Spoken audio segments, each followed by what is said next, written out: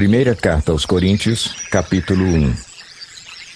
Paulo, chamado para ser apóstolo de Cristo Jesus pela vontade de Deus, e o irmão Sóstenes, à igreja de Deus que está em Corinto, aos santificados em Cristo Jesus e chamados para serem santos, juntamente com todos os que, em toda parte, invocam o nome de nosso Senhor Jesus Cristo, Senhor deles e nosso. A vocês, graça e paz da parte de Deus nosso Pai e do Senhor Jesus Cristo. Sempre dou graças a meu Deus por vocês, por causa da graça que lhes foi dada por Ele em Cristo Jesus. Pois nele vocês foram enriquecidos em tudo, isto é, em toda palavra e em todo conhecimento, porque o testemunho de Cristo foi confirmado entre vocês, de modo que não lhes falta nenhum dom espiritual, enquanto vocês esperam que o nosso Senhor Jesus Cristo seja revelado. Ele os manterá firmes até o fim, de modo que vocês serão irrepreensíveis no dia de nosso Senhor Jesus Cristo. Fiel é Deus, o qual os chamou à comunhão com seu Filho Jesus Cristo, nosso Senhor. Irmãos, em nome de nosso Senhor Jesus Cristo, suplico a todos vocês que concordem uns com os outros no que falam, para que não haja divisões entre vocês, antes que todos estejam unidos num só pensamento e num só parecer. Meus irmãos, fui informado por alguns da casa de Cloé de que há divisões entre vocês. Com isso, quero dizer que algum de vocês afirma: eu sou de Paulo, ou eu sou de Apolo, ou eu sou de Pedro, ou ainda, eu sou de Cristo. Acaso Cristo está dividido? Foi Paulo crucificado em favor de vocês? Foram vocês batizados em nome de Paulo? Dou graças a Deus por não ter batizado nenhum de vocês, exceto Crispo e Gaio, de modo que ninguém pode dizer que foi batizado em meu nome. Batizei também os da casa de Estéfanas. Além destes, não me lembro se batizei alguém mais. Pois Cristo não me enviou para batizar, mas para pregar o Evangelho, não porém com palavras de sabedoria humana, para que a cruz de Cristo não seja esvaziada. Pois a mensagem da cruz é loucura para os que estão perecendo, mas para nós que estamos sendo salvos, é o poder de Deus. Pois está escrito: destruirei a sabedoria dos sábios e rejeitarei a inteligência dos inteligentes. Onde está o sábio? Onde está o erudito? Onde está o questionador desta era? Acaso não tornou Deus louca a sabedoria deste mundo? Visto que, na sabedoria de Deus, o mundo não o conheceu por meio da sabedoria humana, agradou a Deus salvar aqueles que creem por meio da loucura da pregação. Os judeus pedem sinais miraculosos, e os gregos procuram sabedoria. Nós, porém, pregamos a Cristo crucificado, o qual, de fato, é escândalo para os judeus e loucura para os gentios. Mas para os que foram chamados, tanto judeus como gregos, Cristo é o poder de Deus e a sabedoria de Deus. Porque a loucura de Deus é mais sábia que a sabedoria humana, e a fraqueza de Deus é mais forte que a força do homem. Irmãos, pensem no que vocês eram quando foram chamados. Poucos eram sábios segundo os padrões humanos, poucos eram poderosos, poucos eram de nobre nascimento. Mas Deus escolheu o que para o mundo é loucura para envergonhar os sábios, e escolheu o que para o mundo é fraqueza para envergonhar o que é forte.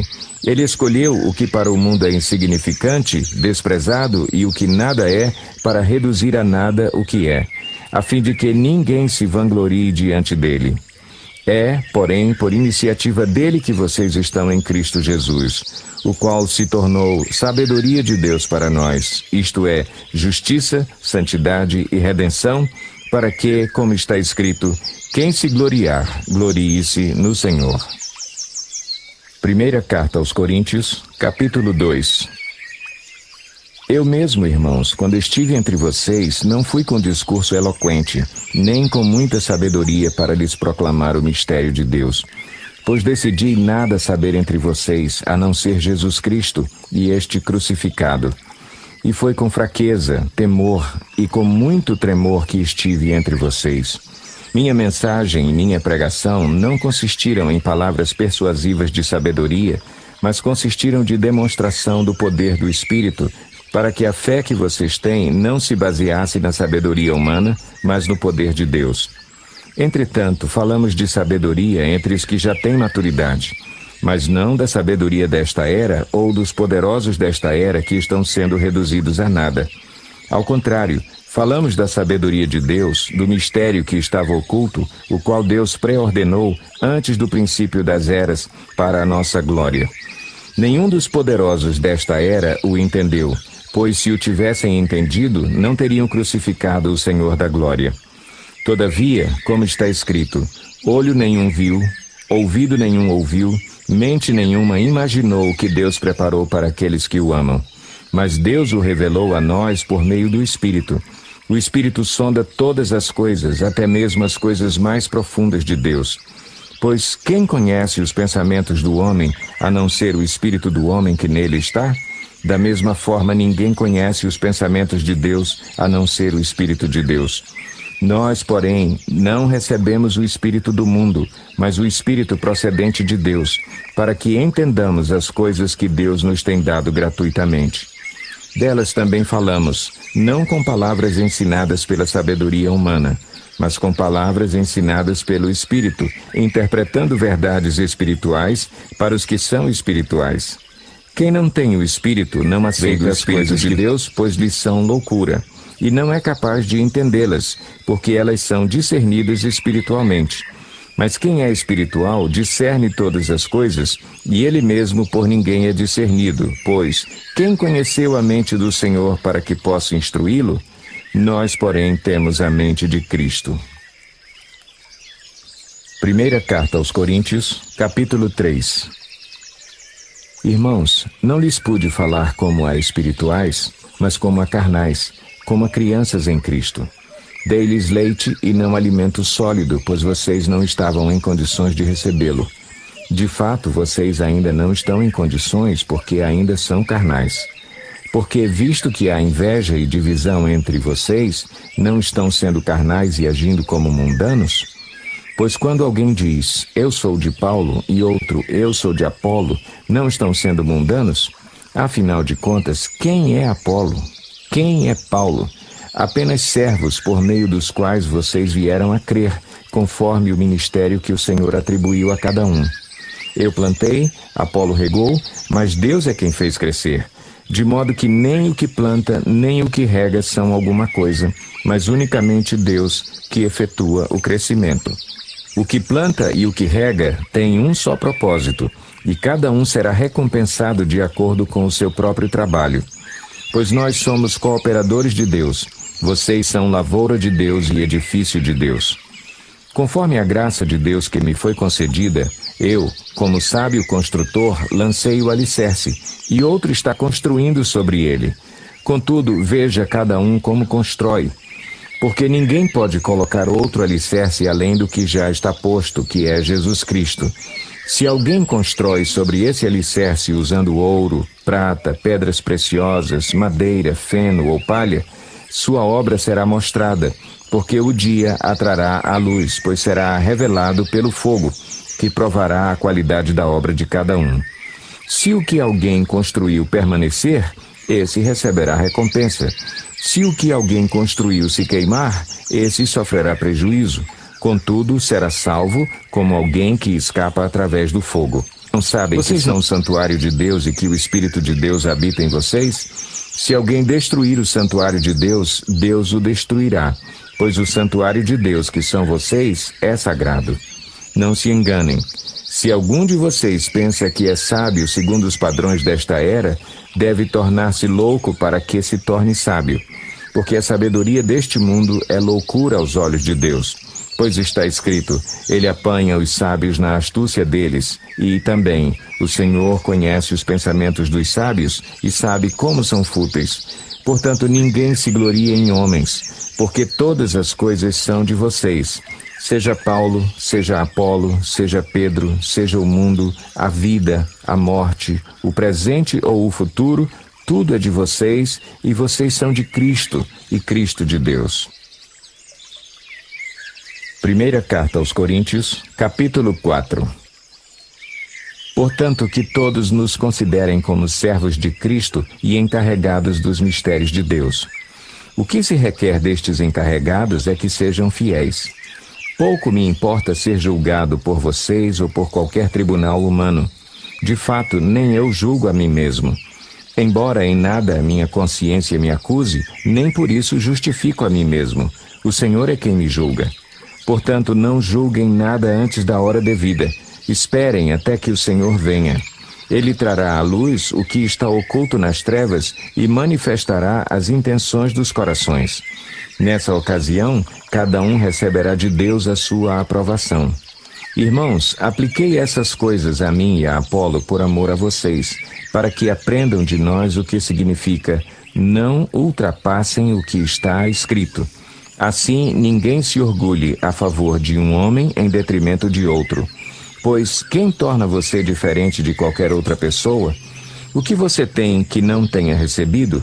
E se o recebeu, por que se orgulha como se assim não fosse? Vocês já têm tudo o que querem, já se tornaram ricos, chegaram a ser reis e sem nós. Como eu gostaria que vocês realmente fossem reis, para que nós também reinássemos com vocês. Porque me parece que Deus nos colocou a nós, os apóstolos, em último lugar, como condenados à morte. Viemos a ser um espetáculo para o mundo, tanto diante de anjos como de homens. Nós somos loucos por causa de Cristo, mas vocês são sensatos em Cristo. Nós somos fracos, mas vocês são fortes. Vocês são respeitados, mas nós somos desprezados. Até agora estamos passando fome, sede e necessidade de roupas. Estamos sendo tratados brutalmente, não temos residência certa e trabalhamos arduamente as próprias mãos. Quando somos amaldiçoados, abençoamos. Quando perseguidos, suportamos. Quando caluniados, respondemos amavelmente. Até agora nos tornamos a escória da terra, o lixo do mundo. Não estou tentando envergonhá-los ao escrever estas coisas, mas procuro adverti-los como a meus filhos amados. Embora possam ter 10.000 tutores em Cristo, vocês não têm muitos pais, pois em Cristo Jesus eu mesmo os gerei por meio do Evangelho. Portanto, suplico-lhes que sejam meus imitadores. Por essa razão, estou lhes enviando Timóteo, meu filho amado e fiel no Senhor, o qual lhes trará à lembrança a minha maneira de viver em Cristo Jesus, de acordo com o que eu ensino por toda parte em todas as igrejas. Alguns de vocês se tornaram arrogantes, como se eu não fosse mais visitá-los. Mas irei muito em breve, se o Senhor permitir. Então saberei não apenas o que estão falando esses arrogantes, mas que poder eles têm. Pois o reino de Deus não consiste em palavras, mas em poder. Que é que vocês querem? Devo ir a vocês com vara ou com amor e espírito de mansidão? Primeira carta aos Coríntios, capítulo 5. Por toda parte se ouve que há imoralidade entre vocês, imoralidade que não ocorre nem entre os pagãos, ao ponto de um de vocês possuir a mulher de seu pai. E vocês estão orgulhosos. Não deviam, porém, estar cheios de tristeza e expulsar da comunhão aquele que fez isso? Apesar de eu não estar presente fisicamente, estou com vocês em espírito, e já condenei aquele que fez isso, como se estivesse presente. Quando vocês estiverem reunidos em nome de nosso Senhor Jesus, estando eu com vocês em espírito, estando presente também o poder de nosso Senhor Jesus Cristo, entreguem esse homem a Satanás, para que o corpo seja destruído e seu espírito seja salvo no dia do Senhor. O orgulho de vocês não é bom. Vocês não sabem que um pouco de fermento faz toda a massa ficar fermentada? Livrem-se do fermento velho, para que sejam massa nova e sem fermento como realmente são. Pois Cristo, nosso Cordeiro Pascal, foi sacrificado. Por isso, celebremos a festa não com o fermento velho, nem com o fermento da maldade e da perversidade, mas com os pães sem fermento, os pães da sinceridade e da verdade. Já lhes disse por carta que vocês não devem associar-se com pessoas imorais. Com isso, não me refiro aos imorais deste mundo, nem aos avarentos, aos ladrões ou aos idólatras. Se assim fosse, vocês precisariam sair deste mundo. Mas agora estou lhes escrevendo que não devem associar-se com qualquer que, dizendo-se irmão, seja imoral, avarento, idólatra, caluniador, alcoólatra ou ladrão. Com tais pessoas vocês nem devem comer. Pois como haveria eu de julgar os de fora da igreja? Não devem vocês julgar os que estão dentro? Deus julgará os de fora. Expulsem esse perverso do meio de vocês.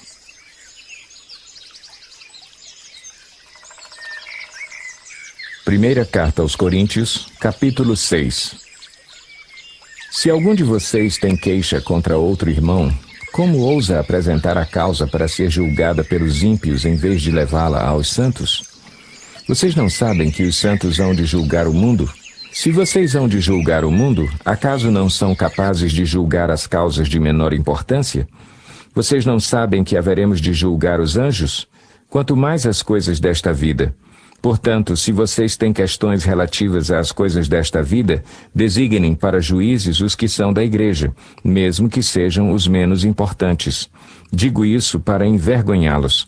Acaso não há entre vocês alguém suficientemente sábio para julgar uma causa entre irmãos? Mas ao invés disso, um irmão vai ao tribunal contra outro irmão, e isso diante de descrentes. O fato de haver litígios entre vocês já significa uma completa derrota. Por que não preferem sofrer a injustiça? Por que não preferem sofrer o prejuízo? Em vez disso, vocês mesmos causam injustiças e prejuízos, e isso contra irmãos. Vocês não sabem que os perversos não herdarão o reino de Deus? Não se deixem enganar, nem imorais, nem idólatras, nem adúlteros, nem homossexuais passivos ou ativos, nem ladrões, nem avarentos, nem alcoólatras, nem caluniadores, nem trapaceiros herdarão o reino de Deus. Assim foram alguns de vocês. Mas vocês foram lavados, foram santificados, foram justificados no nome do Senhor Jesus Cristo e no Espírito de nosso Deus. Tudo me é permitido, mas nem tudo convém. Tudo me é permitido, mas eu não deixarei que nada me domine. Os alimentos foram feitos para o estômago e o estômago para os alimentos, mas Deus destruirá ambos. O corpo, porém, não é para a imoralidade, mas para o Senhor e o Senhor para o corpo. Por seu poder, Deus ressuscitou o Senhor e também nos ressuscitará. Vocês não sabem que os seus corpos são membros de Cristo? Tomarei eu os membros de Cristo e os unirei a uma prostituta? De maneira nenhuma. Vocês não sabem que aquele que se une a uma prostituta é um corpo com ela? Pois, como está escrito, os dois serão uma só carne. Mas aquele que se une ao Senhor é um espírito com ele. Fujam da imoralidade sexual.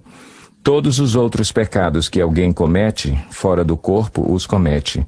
Mas quem peca sexualmente, peca contra o seu próprio corpo. Acaso não sabem que o corpo de vocês é santuário do Espírito Santo que habita em vocês, que lhes foi dado por Deus, e que vocês não são de si mesmos? Vocês foram comprados por alto preço.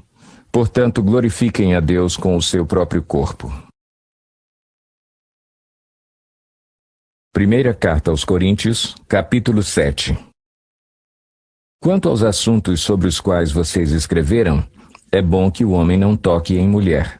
Mas, por causa da imoralidade, cada um deve ter sua esposa e cada mulher o seu próprio marido. O marido deve cumprir os seus deveres conjugais para com a sua mulher e, da mesma forma, a mulher para com o seu marido. A mulher não tem autoridade sobre o seu próprio corpo, mas sim o marido. Da mesma forma, o marido não tem autoridade sobre o seu próprio corpo, mas sim a mulher. Não se recusem um ao outro, exceto por mútuo consentimento e durante certo tempo para se dedicarem à oração. Depois, unam-se de novo para que Satanás não os tente por não terem domínio próprio. Digo isso como concessão e não como mandamento. Gostaria que todos os homens fossem como eu, mas cada um tem o seu próprio dom da parte de Deus, um de um modo, outro de outro. Digo, porém, aos solteiros e às viúvas, é bom que permaneçam como eu. Mas, se não conseguem controlar-se, devem casar-se, pois é melhor casar-se do que ficar ardendo de desejo. Aos casados dou este mandamento, não eu, mas o Senhor, que a esposa não se separe do seu marido. Mas, se o fizer, que permaneça sem se casar ou, então, reconcilie-se com o seu marido, e o marido não se divorcie da sua mulher. Aos outros eu mesmo digo isto, não o Senhor. Se um irmão tem mulher descrente e ela se dispõe a viver com ele, não se divorcie dela. E se uma mulher tem marido descrente e ele se dispõe a viver com ela, não se divorcie dele. Pois o marido descrente é santificado por meio da mulher, e a mulher descrente é santificada por meio do marido. Se assim não fosse, seus filhos seriam impuros, mas agora são santos. Todavia, se o descrente separar-se, que se separe. Em tais casos, o irmão ou a irmã não fica debaixo de servidão. Deus nos chamou para vivermos em paz. Você, mulher, como sabe se salvará seu marido? Ou você, marido, como sabe se salvará sua mulher? Entretanto, cada um continue vivendo na condição que o Senhor lhe designou e de acordo com o chamado de Deus. Esta é a minha ordem para todas as igrejas. Foi alguém chamado sendo já circunciso? Não desfaça a sua circuncisão. Foi alguém chamado sendo incircunciso? Não se circuncide. A circuncisão não significa nada e a incircuncisão também nada é. O que importa é obedecer aos mandamentos de Deus. Cada um deve permanecer na condição em que foi chamado por Deus. Foi você chamado sendo escravo? Não se incomode com isso. Mas, se você puder conseguir a liberdade, consiga-a. Pois aquele que, sendo escravo, foi chamado pelo Senhor, é liberto e pertence ao Senhor. Semelhantemente, aquele que era livre quando foi chamado é escravo de Cristo. Vocês foram comprados por alto preço. Não se tornem escravos de homens.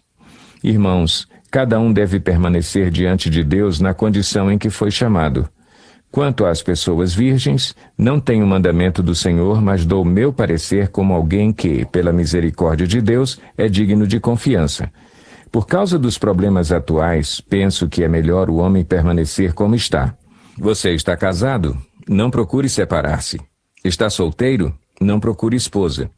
Mas, se vier a casar-se, não comete pecado. E, se uma virgem se casar, também não comete pecado. Mas aqueles que se casarem enfrentarão muitas dificuldades na vida, e eu gostaria de poupá-los disso. O que quero dizer é que o tempo é curto. De agora em diante, aqueles que têm esposa, vivam como se não tivessem. Aqueles que choram, como se não chorassem. Os que estão felizes, como se não estivessem. Os que compram algo, como se nada possuíssem. Os que usam as coisas do mundo, como se não as usassem. Porque a forma presente deste mundo está passando. Gostaria de vê-los livres de preocupações. O homem que não é casado preocupa-se com as coisas do Senhor, em como agradar ao Senhor. Mas o homem casado preocupa-se com as coisas deste mundo, em como agradar sua mulher, e está dividido. Tanto a mulher não casada como a virgem preocupam-se com as coisas do Senhor, para serem santas no corpo e no espírito. Mas a casada preocupa-se com as coisas deste mundo, em como agradar seu marido. Estou dizendo isso para o próprio bem de vocês, não para lhes impor restrições, mas para que vocês possam viver de maneira correta, em plena consagração ao Senhor. Se alguém acha que está agindo de forma indevida diante da virgem de quem está noivo, que ela está passando da idade, achando que deve se casar, faça como achar melhor. Com isso não peca, casem-se. Contudo, o homem que decidiu firmemente em seu coração que não se sente obrigado, mas tem controle sobre sua própria vontade e decidiu não se casar com a virgem, este também faz bem. Assim, aquele que se casa com a virgem faz bem, mas aquele que não se casa faz melhor. A mulher está ligada a seu marido enquanto ele viver. Mas, se o seu marido morrer, ela estará livre para se casar com quem quiser, contanto que ele pertença ao Senhor. Em meu parecer, ela será mais feliz se permanecer como está, e penso que também tenho o Espírito de Deus. Primeira Carta aos Coríntios, capítulo 8. Com respeito aos alimentos sacrificados aos ídolos, sabemos que todos temos conhecimento. O conhecimento traz orgulho, mas o amor edifica. Quem pensa conhecer alguma coisa ainda não conhece como deveria. Mas quem ama a Deus, este é conhecido por Deus. Portanto, em relação ao alimento sacrificado aos ídolos, sabemos que o ídolo não significa nada no mundo e que só existe um Deus. Pois, mesmo que haja os chamados deuses, quer no céu, quer na terra, como de fato há muitos deuses e muitos senhores, Para nós, porém, há um único Deus, o Pai, de quem vêm todas as coisas e para quem vivemos, e um só Senhor, Jesus Cristo, por meio de quem vieram todas as coisas e por meio de quem vivemos. Contudo, nem todos têm esse conhecimento. Alguns, ainda habituados com os ídolos, comem esse alimento como se fosse um sacrifício idólatra, e como a consciência deles é fraca, fica contaminada. A comida, porém, não nos torna aceitáveis diante de Deus. Não seremos piores se não comermos, nem melhores se comermos. Contudo, tenham cuidado para que o exercício da liberdade de vocês não se torne uma pedra de tropeço para os fracos. Pois se alguém que tem a consciência fraca vir você que tem este conhecimento comer num templo de ídolos, não será induzido a comer do que foi sacrificado a ídolos? Assim, esse irmão fraco, por quem Cristo morreu, é destruído por causa do conhecimento que você tem. Quando você peca contra seus irmãos dessa maneira, ferindo a consciência fraca deles, peca contra Cristo. Portanto, se aquilo que eu como leva o meu irmão a pecar, nunca mais comerei carne, para não fazer meu irmão tropeçar. Primeira Carta aos Coríntios, capítulo 9. Não sou livre, não sou apóstolo, não vi Jesus, nosso Senhor? Não são vocês resultado do meu trabalho no Senhor? Ainda que eu não seja apóstolo para outros, certamente o sou para vocês, pois vocês são o selo do meu apostolado no Senhor. Esta é a minha defesa diante daqueles que me julgam. Não temos nós o direito de comer e beber? Não temos nós o direito de levar conosco uma esposa crente como fazem os outros apóstolos, os irmãos do Senhor e Pedro? Ou será que só eu e Barnabé temos o direito de receber sustento sem trabalhar? Quem serve como soldado à própria custa? Quem planta uma vinha e não come do seu fruto? Quem apacenta um rebanho e não bebe do seu leite? Não digo isso do ponto de vista meramente humano. A lei não diz a mesma coisa? Pois está escrito na lei de Moisés, não amordace o boi enquanto ele estiver debulhando o cereal. Por acaso é com bois que Deus está preocupado? Não é certamente por nossa causa que ele o diz? Sim, isso foi escrito em nosso favor.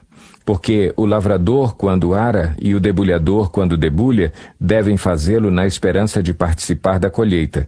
Se entre vocês semeamos coisas espirituais, seria demais colhermos de vocês coisas materiais? Se outros têm direito de ser sustentados por vocês, não o temos nós ainda mais? Mas nós nunca usamos desse direito. Ao contrário, suportamos tudo para não colocar obstáculo algum ao Evangelho de Cristo. Vocês não sabem que aqueles que trabalham no templo alimentam-se das coisas do templo e que os que servem diante do altar participam do que é oferecido no altar? Da mesma forma, o Senhor ordenou àqueles que pregam o Evangelho que vivam do Evangelho. Mas eu não tenho usado de nenhum desses direitos. Não estou escrevendo na esperança de que vocês façam isso por mim. Prefiro morrer a permitir que alguém me prive deste meu orgulho. Contudo, quando prego o Evangelho, não posso me orgulhar, pois me é imposta a necessidade de pregar. Ai de mim se não pregar o Evangelho, porque se prego de livre vontade, tenho recompensa. Contudo, como prego por obrigação, estou simplesmente cumprindo uma incumbência a mim confiada. Qual é, pois, a minha recompensa? Apenas esta, que, pregando o Evangelho, eu o apresente gratuitamente, não usando assim dos meus direitos ao pregá-lo. Porque, embora seja livre de todos, fiz-me escravo de todos para ganhar o maior número possível de pessoas. Tornei-me judeu para os judeus, a fim de ganhar os judeus. Para os que estão debaixo da lei, tornei-me como se estivesse sujeito à lei, embora eu mesmo não esteja debaixo da lei, a fim de ganhar os que estão debaixo da lei. Para os que estão sem lei, tornei-me como sem lei, embora não esteja livre da lei de Deus, e sim sob a lei de Cristo, a fim de ganhar os que não têm a lei. Para com os fracos, tornei-me fraco, para ganhar os fracos. Tornei-me tudo para com todos, para de alguma forma salvar alguns. Faço tudo isso por causa do Evangelho, para ser coparticipante dele. Vocês não sabem que todos os que correm no estádio apenas um ganha o prêmio? Corram de tal modo que alcancem o prêmio. Todos os que competem nos jogos se submetem a um treinamento rigoroso para obter uma coroa que logo perece. Mas nós o fazemos para ganhar uma coroa que dura para sempre. Sendo assim, não corro como quem corre sem alvo, e não luto como quem esmurra o ar. Mas esmurro o meu corpo e faço dele meu escravo, para que depois de ter pregado aos outros, eu mesmo não venha a ser reprovado. Primeira Carta aos Coríntios, capítulo 11. Tornem-se meus imitadores, como eu o sou de Cristo. Eu os elogio por se lembrarem de mim em tudo e por se apegarem às tradições exatamente como eu as transmiti a vocês. Quero, porém, que entendam que o cabeça de todo homem é Cristo, e o cabeça da mulher é o homem, e o cabeça de Cristo é Deus. Todo homem que ora ou profetiza com a cabeça coberta, desonra a sua cabeça. E toda mulher que ora ou profetiza com a cabeça descoberta, desonra a sua cabeça, pois é como se a tivesse rapada. Se a mulher não cobre a cabeça, deve também cortar o cabelo. Se, porém, é vergonhoso para a mulher ter o cabelo cortado ou rapado, ela deve cobrir a cabeça. O homem não deve cobrir a cabeça, visto que ele é a imagem e glória de Deus, mas a mulher é glória do homem. Pois o homem não se originou da mulher, mas a mulher do homem. Além disso, o homem não foi criado por causa da mulher, mas a mulher por causa do homem. Por essa razão e por causa dos anjos, a mulher deve ter sobre a cabeça um sinal de autoridade. No Senhor, todavia, a mulher não é independente do homem, nem o homem independente da mulher. Pois, assim como a mulher proveio do homem, também o homem nasce da mulher, mas tudo provém de Deus. Julguem entre vocês mesmos. É apropriado a uma mulher orar a Deus com a cabeça descoberta? A própria natureza das coisas não lhes ensina que é uma desonra para o homem ter cabelo comprido e que o cabelo comprido é uma glória para a mulher? Pois o cabelo comprido foi lhe dado como manto. Mas se alguém quiser fazer polêmica a esse respeito, nós não temos esse costume, nem as igrejas de Deus. Entretanto, nisto que lhes vou dizer, não os elogio, pois as reuniões de vocês mais fazem mal do que bem. Em primeiro lugar, ouço que, quando vocês se reúnem como igreja, há divisões entre vocês, e até certo ponto eu o creio. Pois é necessário que haja divergências entre vocês, para que sejam conhecidos quais dentre vocês são aprovados. Quando vocês se reúnem, não é para comer a ceia do Senhor, porque cada um come sua própria ceia sem esperar pelos outros. Assim, enquanto um fica com fome, outro se embriaga. Será que vocês não têm casa onde comer e beber? Ou desprezam a igreja de Deus e humilham os que nada têm? Que lhes direi? Eu os elogiarei por isso? Certamente que não. Pois recebi do Senhor o que também lhes entreguei, que o Senhor Jesus, na noite em que foi traído, tomou o pão e, tendo dado graças, partiu-o e disse: Isto é o meu corpo que é dado em favor de vocês. Façam isto em memória de mim. Da mesma forma, depois da ceia, ele tomou o cálice e disse: Este cálice é a nova aliança no meu sangue. Façam isso sempre que o beberem, em memória de mim. Porque sempre que comerem deste pão e beberem deste cálice, vocês anunciam a morte do Senhor até que ele venha.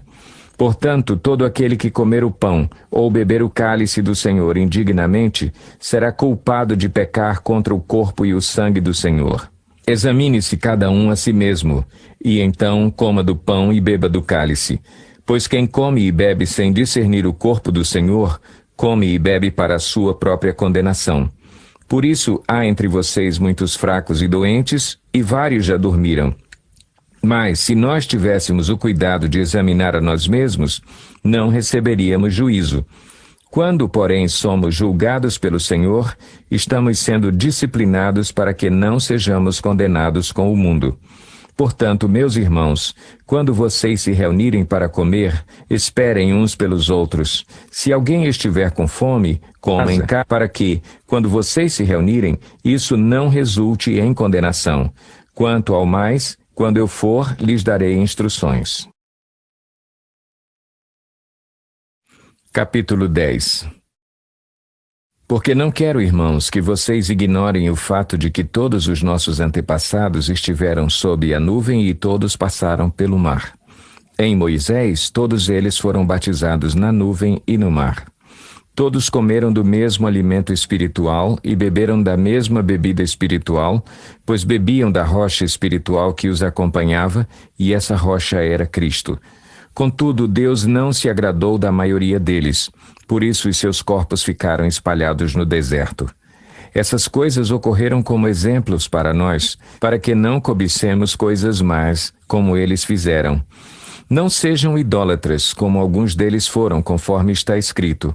O povo se assentou para comer e beber, e levantou-se para se entregar à farra. Não pratiquemos imoralidade, como alguns deles fizeram, e num só dia morreram 23.000. Não devemos pôr o Senhor à prova, como alguns deles fizeram, e foram mortos por serpentes. E não se queixem, como alguns deles se queixaram, e foram mortos pelo anjo destruidor. Essas coisas aconteceram a eles como exemplos e foram escritas como advertência para nós, sobre quem tem chegado o fim dos tempos.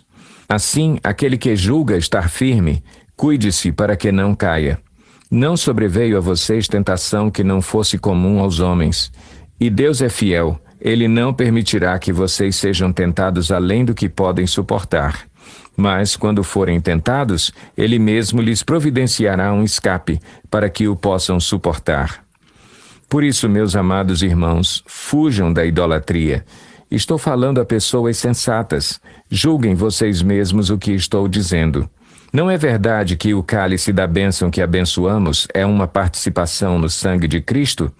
E que o pão que partimos é uma participação no corpo de Cristo? Como há somente um pão, nós que somos muitos somos um só corpo, pois todos participamos de um único pão. Considerem o povo de Israel. Os que comem dos sacrifícios não participam do altar? Portanto, o que estou querendo dizer? Será que o sacrifício oferecido a um ídolo é alguma coisa? Ou o ídolo é alguma coisa? Não. Quero dizer que o que os pagãos sacrificam é oferecido aos demônios e não a Deus. E não quero que vocês tenham comunhão com os demônios. Vocês não podem beber do cálice do Senhor e do cálice dos demônios. Não podem participar da mesa do Senhor e da mesa dos demônios. Porventura provocaremos o ciúme do Senhor? Somos mais fortes do que Ele? Tudo é permitido, mas nem tudo convém.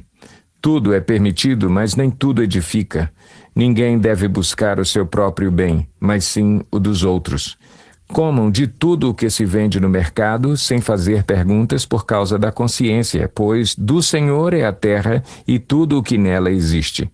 Se algum descrente o convidar para uma refeição e você quiser ir, coma de tudo o que lhe for apresentado, sem nada perguntar por causa da consciência. Mas se alguém lhe disser, isto foi oferecido em sacrifício, não coma, tanto por causa da pessoa que o comentou, como da consciência, isto é, da consciência do outro e não da sua própria. Pois por que minha liberdade deve ser julgada pela consciência dos outros? Se participo da refeição com ações de graças, por que sou condenado por algo pelo qual dou graças a Deus?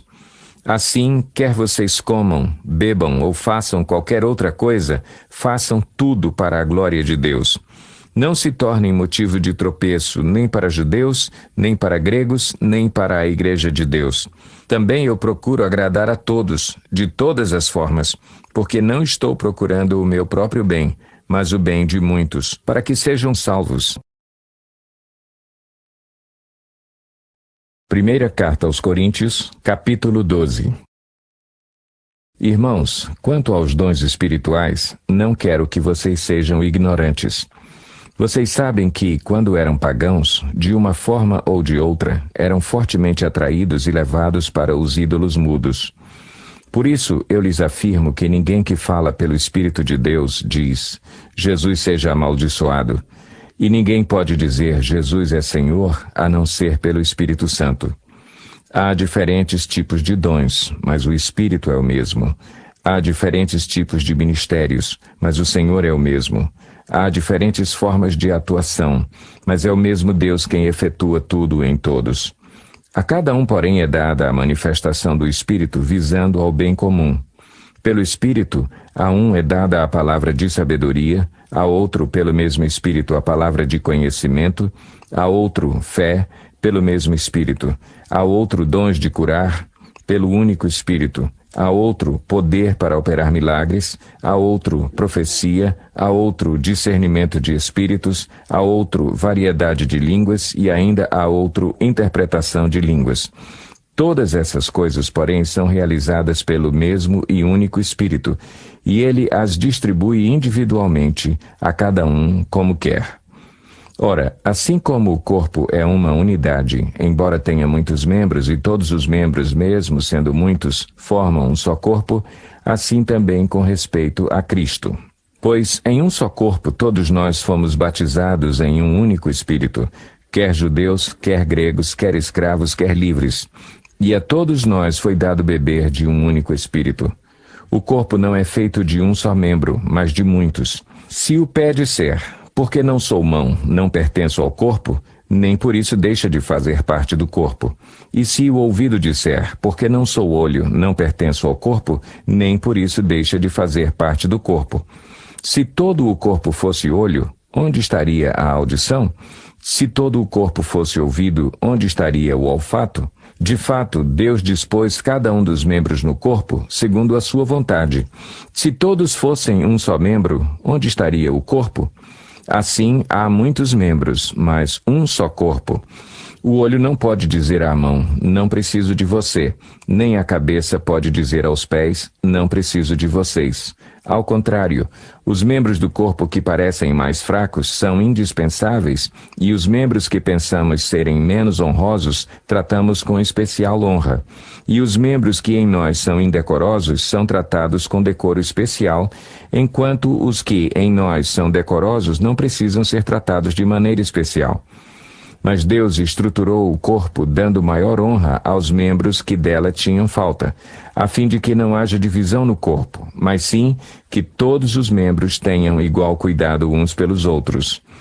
Quando um membro sofre, todos os outros sofrem com ele. Quando um membro é honrado, todos os outros se alegram com ele. Ora, vocês são o corpo de Cristo, e cada um de vocês, individualmente, é membro desse corpo. Assim, na igreja, Deus estabeleceu primeiramente apóstolos, em segundo lugar, profetas, em terceiro lugar, mestres, depois os que realizam milagres, os que têm dons de curar, os que têm dom de prestar ajuda, os que têm dons de administração e os que falam diversas línguas. São todos apóstolos? São todos profetas? São todos mestres? Têm todos o dom de realizar milagres? Têm todos dons de curar? Falam todos em línguas? Todos interpretam? Entretanto, busquem com dedicação os melhores dons. Passo agora a mostrar-lhes um caminho ainda mais excelente. Primeira Carta aos Coríntios, capítulo 13. Ainda que eu fale as línguas dos homens e dos anjos, se não tiver amor, serei como o sino que ressoa ou como o prato que retine. Ainda que eu tenha o dom de profecia e saiba todos os mistérios e todo o conhecimento e tenha uma fé capaz de mover montanhas, se não tiver amor, nada serei. Ainda que eu dê aos pobres tudo o que possuo e entregue o meu corpo para ser queimado, se não tiver amor, nada disso me valerá. O amor é paciente, o amor é bondoso, não inveja, não se vangloria, não se orgulha. Não maltrata, não procura seus interesses, não se ira facilmente, não guarda rancor. O amor não se alegra com a injustiça, mas se alegra com a verdade. Tudo sofre, tudo crê, tudo espera, tudo suporta. O amor nunca perece, mas as profecias desaparecerão. As línguas cessarão, o conhecimento passará. Pois em parte conhecemos e em parte profetizamos. Quando, porém, vier o que é perfeito, o que é imperfeito desaparecerá. Quando eu era menino, falava como menino, pensava como menino e raciocinava como menino. Quando me tornei homem, deixei para trás as coisas de menino. Agora, pois, vemos apenas um reflexo obscuro, como em espelho. Mas então veremos face a face. Agora conheço em parte, então conhecerei plenamente, da mesma forma como sou plenamente conhecido. Assim permanecem agora estes três: a fé, a esperança e o amor. O maior deles, porém, é o amor. Primeira carta aos Coríntios, capítulo 14. Sigam o caminho do amor e busquem com dedicação os dons espirituais, principalmente o dom de profecia. Pois quem fala em uma língua não fala aos homens, mas a Deus. De fato, ninguém o entende. Em espírito fala mistérios. Mas quem profetiza o faz para edificação, encorajamento e consolação dos homens. Quem fala em língua a si mesmo se edifica, mas quem profetiza edifica a igreja. Gostaria que todos vocês falassem em línguas, mas prefiro que profetizem. Quem profetiza é maior do que aquele que fala em línguas, a não ser que as interprete para que a igreja seja edificada. Agora, irmãos, se eu for visitá-los e falar em línguas, em que lhes serei útil, a não ser que lhes leve alguma revelação, ou conhecimento, ou profecia, ou doutrina? Até no caso de coisas inanimadas que produzem sons, tais como a flauta ou a cítara, como alguém reconhecerá o que está sendo tocado se os sons não forem distintos? Além disso, se a trombeta não emitir um som claro, quem se preparará para a batalha? Assim acontece com vocês. Se não proferirem palavras compreensíveis com a língua, como alguém saberá o que está sendo dito? Vocês estarão simplesmente falando ao ar. Sem dúvida, há diversos idiomas no mundo, todavia nenhum deles é sem sentido. Portanto, se eu não entender o significado do que alguém está falando, serei estrangeiro para quem fala e ele estrangeiro para mim. Assim acontece com vocês. Visto que estão ansiosos por terem dons espirituais, procurem crescer naqueles que trazem a edificação para a igreja. Por isso, quem fala em uma língua, ore para que a possa interpretar. Pois se oro em uma língua, meu espírito ora, mas a minha mente fica infrutífera. Então, que farei? Orarei com o espírito, mas também orarei com o entendimento. Cantarei com o espírito, mas também cantarei com o entendimento. Se você estiver louvando a Deus em espírito, como poderá aquele que está entre os não instruídos dizer o amém à sua ação de graças, visto que não sabe o que você está dizendo? Pode ser que você esteja dando graças muito bem, mas o outro não é edificado. Dou graças a Deus por falar em línguas mais do que todos vocês. Todavia, na igreja, prefiro falar 5 palavras compreensíveis para instruir os outros, a falar 10.000 palavras em uma língua. Irmãos, deixem de pensar como crianças. Com respeito ao mal, sejam crianças, mas quanto ao modo de pensar, sejam adultos. Pois está escrito na lei: por meio de homens de outras línguas e por meio de lábios de estrangeiros falarei a este povo. Mas, mesmo assim, eles não me ouvirão, diz o Senhor. Portanto, as línguas são um sinal para os descrentes, e não para os que creem. A profecia, porém, é para os que creem, não para os descrentes. Assim, se toda a igreja se reunir e todos falarem em línguas, e entrarem alguns não instruídos ou descrentes, não dirão que vocês estão loucos? Mas se entrar algum descrente ou não instruído quando todos estiverem profetizando, ele por todos será convencido de que é pecador, e por todos será julgado, e os segredos do seu coração serão expostos. Assim, ele se prostrará rosto em terra e adorará a Deus, exclamando: Deus realmente está entre vocês. Portanto, que diremos, irmãos? Quando vocês se reúnem, cada um de vocês tem um salmo, ou uma palavra de instrução, uma revelação, uma palavra em uma língua, ou uma interpretação. Tudo seja feito para a edificação da igreja. Se, porém, alguém falar em língua, devem falar 2, no máximo 3, e alguém deve interpretar. Se não houver intérprete, fique calado na igreja, falando consigo mesmo e com Deus. Tratando-se de profetas, falem 2 ou 3, e os outros julguem cuidadosamente o que foi dito. Se vier uma revelação a alguém que está sentado, cale-se o primeiro, pois vocês todos podem profetizar, cada um por sua vez, de forma que todos sejam instruídos e encorajados. O espírito dos profetas está sujeito aos profetas, pois Deus não é Deus de desordem, mas de paz. Como em todas as congregações dos santos, permaneçam as mulheres em silêncio nas igrejas, pois não lhes é permitido falar. Antes permaneçam em submissão, como diz a lei. Se quiserem aprender alguma coisa, que perguntem a seus maridos em casa, pois é vergonhoso uma mulher falar na igreja. Acaso a palavra de Deus originou-se entre vocês? São vocês o único povo que ela alcançou? Se alguém pensa que é profeta ou espiritual, reconheça que o que lhes estou escrevendo é mandamento do Senhor. Se ignorar isso, ele mesmo será ignorado. Portanto, meus irmãos, busquem com dedicação o profetizar e não proíbam o falar em línguas. Mas tudo deve ser feito com decência e ordem. Primeira Carta aos Coríntios, capítulo 15. Irmãos, quero lembrar-lhes o evangelho que lhes preguei, o qual vocês receberam e no qual estão firmes. Por meio deste evangelho vocês são salvos, desde que se apeguem firmemente à palavra que lhes preguei. Caso contrário, vocês têm crido em vão.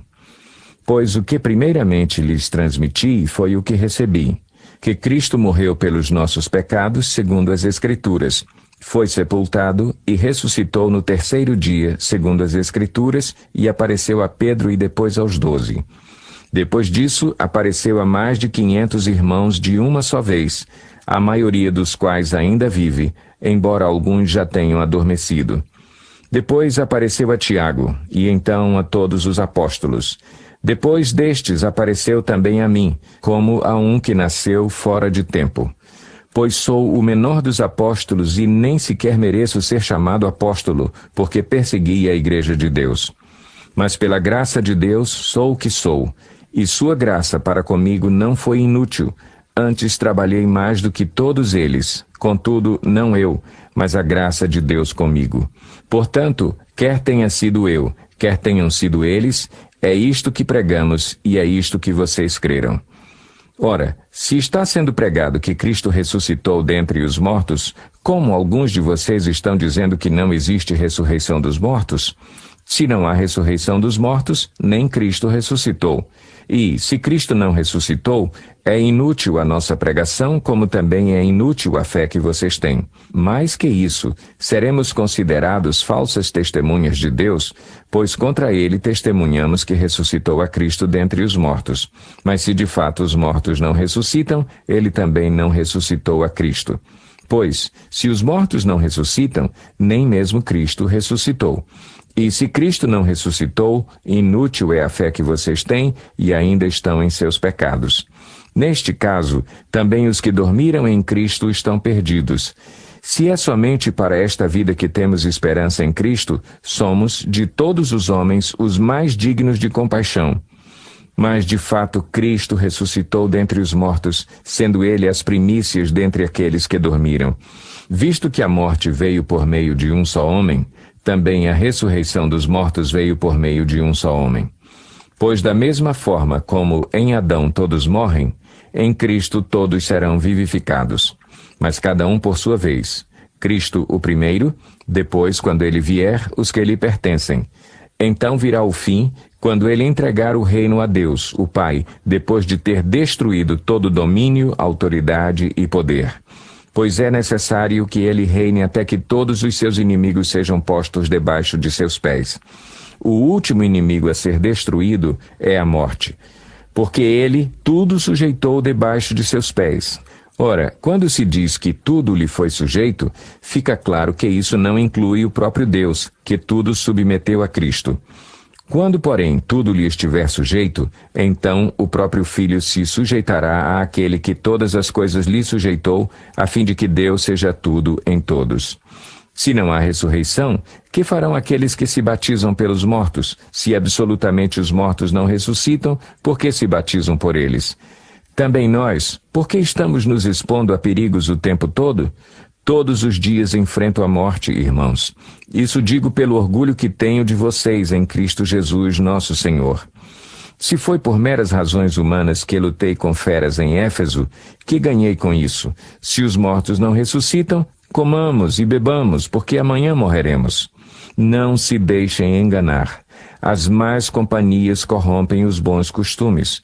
Como justos, recuperem o bom senso e parem de pecar, pois alguns há que não têm conhecimento de Deus.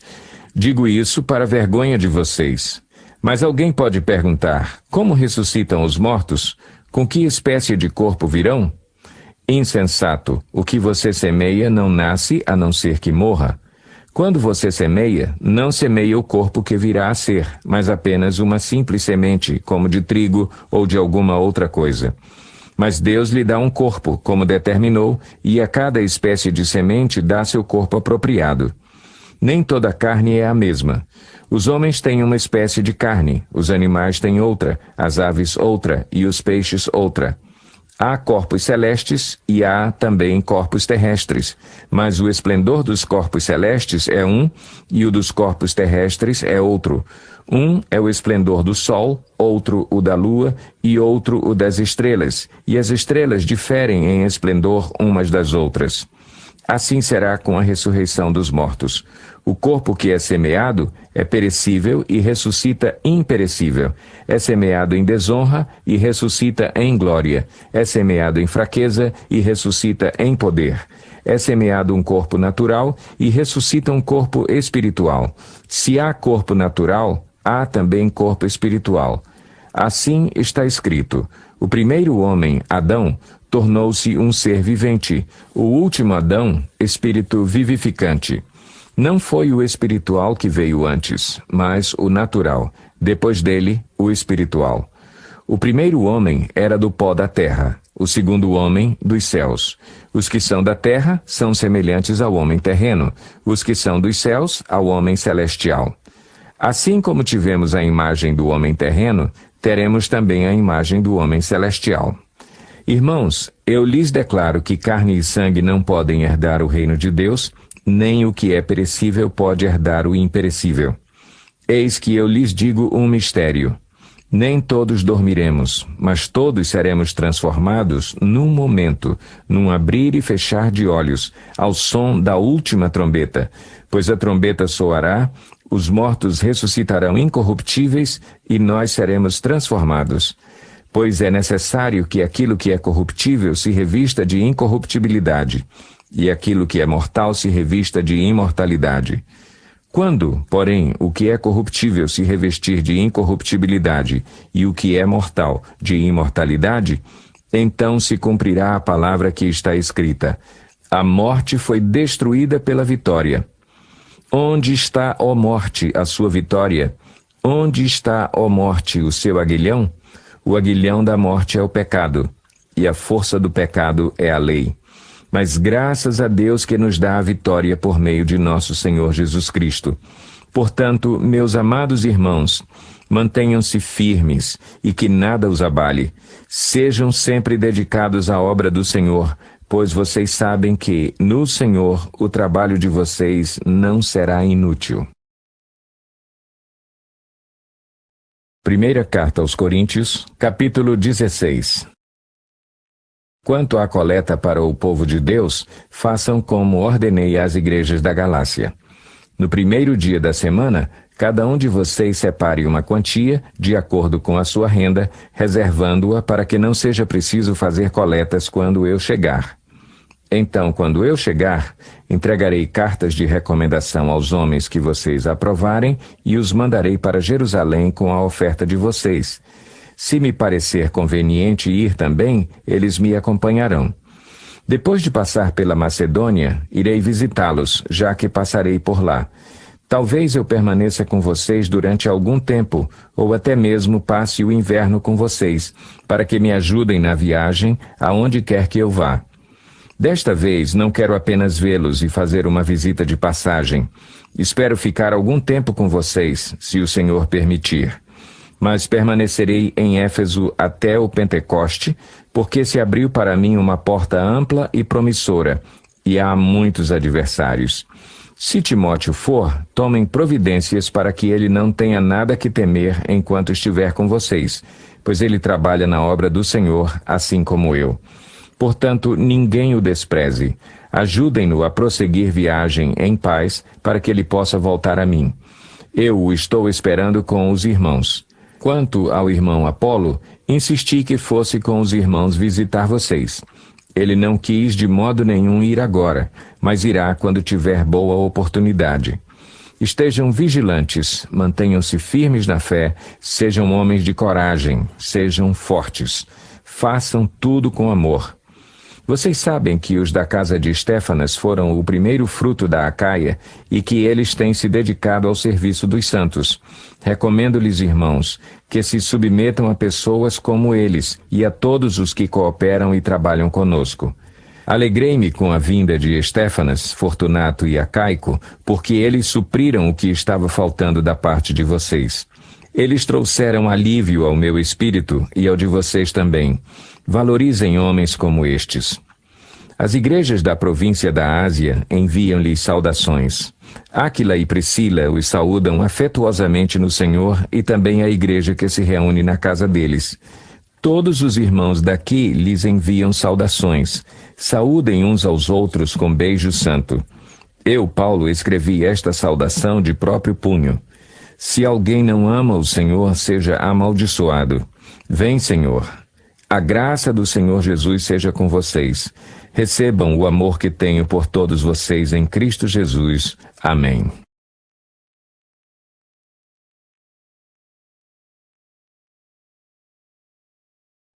Segunda carta aos Coríntios, capítulo 1. Paulo, apóstolo de Cristo Jesus pela vontade de Deus, e o irmão Timóteo, à igreja de Deus que está em Corinto, com todos os santos de toda a Acaia. A vocês, graça e paz da parte de Deus nosso Pai e do Senhor Jesus Cristo. Bendito seja o Deus e Pai de nosso Senhor Jesus Cristo, Pai das misericórdias e Deus de toda a consolação, que nos consola em todas as nossas tribulações, para que, com a consolação que recebemos de Deus, possamos consolar os que estão passando por tribulações. Pois assim como os sofrimentos de Cristo transbordam sobre nós, também por meio de Cristo transborda a nossa consolação. Se somos atribulados, é para a consolação e salvação de vocês. Se somos consolados, é para a consolação de vocês, a qual lhes dá paciência para suportarem os mesmos sofrimentos que nós estamos padecendo. E a nossa esperança em relação a vocês está firme, porque sabemos que, da mesma forma como vocês participam dos nossos sofrimentos, participam também da nossa consolação. Irmãos, não queremos que vocês desconheçam as tribulações que sofremos na